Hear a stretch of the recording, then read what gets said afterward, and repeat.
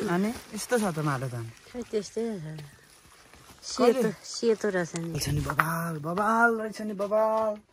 बबालु भो बबालु भो बबालु भो के छन् छैनन् भनेर हेर्नलाई गइराखेको थिएँ मान्छे नै रहेन रहेछन् यहाँ पोखरी रहेछ भुइँसी पौडी खेल्ने hello guys welcome back to my new video I hope तपाईँहरू आरामै सन्चै हुनुहुन्छ होला म पनि एकदम फिट एन्ड फाइन छु भन्नुपर्छ र आज चाहिँ एकदमै विशेष गरी कोदालो सदालो बोकेर चट्टसँगले आज कहाँ जाँदैछु भन्दाखेरि रातो माटो लिन जाँदैछु विशेष गरी बिहानै उठेर खाजा नास्ता खाएर चट्ट हिँडेको यहाँ पछाडि हाम्रो माताश्री पनि हुनुहुन्छ माटो लिन जानुभएको अरे हामी दुईजना जाँदैछौँ अनि कस्तो मनाउनु भयो के मनाउनु भयो शिवरात्रि एकदम रमाइलो तरिकाले मनाउनु भयो होला हामीले पनि रमाइलो तरिकाले मनाइयो शिवरात्रि एकदम बवाल भयो के बोले भाइ के बोले श्याम हेर्न गएको थियो नजिकै शिवरात्रि सकिएको नि आज 2 दिन 3 दिन भइसकिसक्यो एकदमै राम्रो छ बिहानै हामी चाहिँ चट्टसँगले माटो लिन हिँडेको अब माटो छ छैन रातो माटो छ छैन केही थाहा नै छैन अब गएपछि नै थाहा हुन्छ कोदालो फेरि यस्तै कडा बसेको छ माटो खन्ने खालकै छ खन्छ खन्दैन माटो खन्ला जस्तो कोदालै छैन तू समझा हाँ नहीं तू समझा नहीं त्यो भुइँसी रहने ल अम्मै भुइँसी त के हो त यो त अनि घाँसै दिँदैनन् कि क्या हो पातलो भएन ओ ला तर्सिँदो रहेछ बिचरा घाँस दिएन रहन् दाइले दाइ कहाँ र कहाँ कुदेर नेता भएर घाँसै नदिकन मार्न लाग्यो यो के को बोटो यो कोलगारी हो कोलगारी यहाँभित्र बाख्रा रहेछन् यहाँभित्र बाख्रा जिन्दगानी यता चाहिँ चट्टसँगले डी वाउ डी ए लु चट्टसँगले यहाँ त मौरीको घारै घाट रहेछ नि त हो मौरी पनि छन् कि क्या हो ऊ यहाँ माथि मौरी नै रहन् ए लु मौरीको घार त यसरी राख्नु पर्ने रहेछ नि त यहाँ मौरी चाहिँ बसेको रहेन रहेछ ऊ त्यो घरमा मात्र रहेछ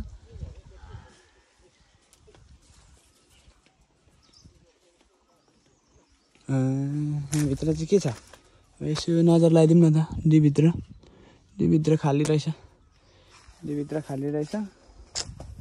यस्तै यस्तै हो माटो खन्न जाँदाखेरि बाटोमा दाइको डी मुन्तेराबाट हो यता मुन्तेराबाट हो त्यहीँबाट फेर्नु न निहुरेर बाटै रहेन रहेछ नि बाटो त कहाँ राम्रो हुन्छ नि खुट्टा टेकेर घुम्छ कि वाउ ब्युटिफुल यो चाहिँ एकदम भाइरल खेत हो नि फेरि यो यस्तो दामी खेत छ नि आम्मा यो त फेमस खेत हो लगभग धेरै मान्छेहरूले देखि पनि सकेका यो खेतहरू होइन यो चाहिँ एकदम चर्चित हो यस्तो दामी खेत छ कि यो खेतमा क्या दामी हुन्छ क्या यो तोरी हेर्नु न कस्तो दामी फलेको छ धान पनि राम्रो फल्छ कस्तो ठाउँ मिलेको छ होइन हेर्नु न क्या बबाल छ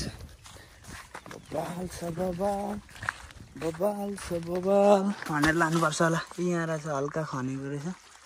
चट्टसँगले त्यही लानुपर्छ यहाँ सफा गरेर त्यहाँ मास्तिर हुँदैन रहेछ यत्रो भित्र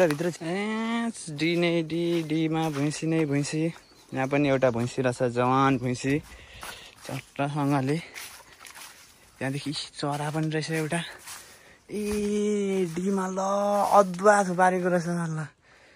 अदुवा फेरि यस्तै बबाल रहेछ यहाँ खोले पकाएर दिने ठाउँ रहेछ हाम्रो दाइहरूको होइन चट्ट यहाँदेखि आमा यस्तो दामी खेत देखिन्छ यहाँ बस्न पो मजा आएर त हो ल हेरौँ त अनि तर यो डी हो है भन चाहिँ वस्तुहरू बान्ने डी हो बबाल छ नि बबाल